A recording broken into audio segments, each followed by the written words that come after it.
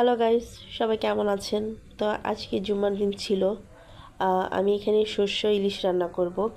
এখানে আমি একটা বেশ মোটামুটি বড় সাইজের একটা ইলিশ মাছ নিয়ে নিয়েছিলাম।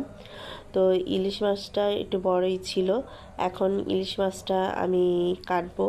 তো আমি আম্মুকে বলতেছিলাম যে আম্মু তুমি আইসা আমাকে ইলিশ মাছটা কেটে দাও। তো আমি মাছ কাটতে পারি না, এটা আমি সবসময় বলি। এখানে রোমাইসা বলতেছিল কখন মাছ কাটবে, তো মাছটা কাটো কাটো। আমি বলতেছি তোমার নানু কাটবে। এখানে আম্মু আসতেছিল মাছ কাটার জন্য। তো এখানে মাছ কাটার সময় এমন একটা সমস্যা হয়েছে, বটিতে একদম ধার ছিল না। আর আম্মুর হঠাৎ করে হাত ব্যথা করতেছে, আমার হাতে সমস্যা। তো এখানে আমি মাছ কাটতে আসলাম। তো মাছে দেখি অনেক বড় ডিম হয়েছে। এখন কিভাবে আমি ডিম বের করব, কিভাবে কাটবো, এটা নিয়ে খুবই আমি চিন্তায় পড়ে গেছিলাম। তো এখানে আমি যেভাবেই হোক মাছটা কেটেছি। তো মাছটা আর কি আমি কাটতে কাটতে আরও নরম করে ফেলছিলাম। তো এখানে আজকে আমি যেভাবে রান্না করি এটা আমি শাশুড়ির থেকে শিখেছি, সেটাই আপনাদের সাথে আজকে শেয়ার করব। তো প্রথমে আমি একটু আদা নিয়েছিলাম, একদম সামান্য আদা নিয়েছিলাম।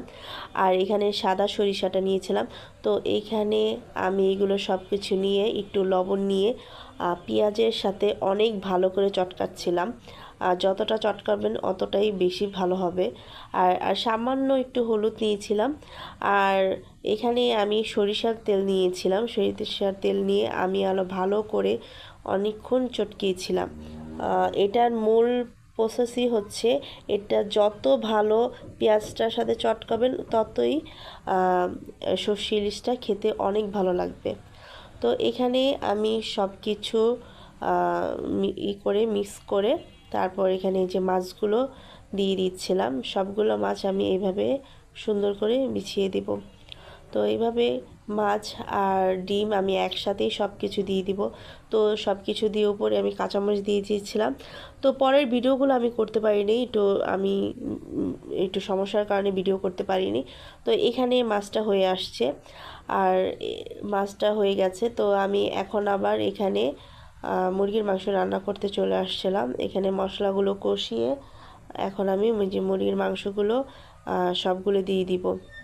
তো মুরগির মাংসটাগুলো দিয়ে আমি এর ভিতরেই আবার দিয়ে দিব আলুও দিয়ে দিব, জানি একসাথে সবগুলো কষে যায়। তো এখানে আমি এখন আলু দিয়ে দিচ্ছিলাম।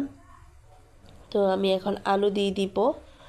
তো আলু দেওয়ার পর এই তো আমার রান্না হয়ে গেছে। আমি মুরগির মাংস রান্না করেছি আর সেই শস্য ইলিশ দেখতে খুবই ভালো লাগছিল। আর করেছিলাম সাদা পোলাও। তো সবাই ভালো থাকবেন, সুস্থ থাকবেন। আল্লাহ হাফেজ।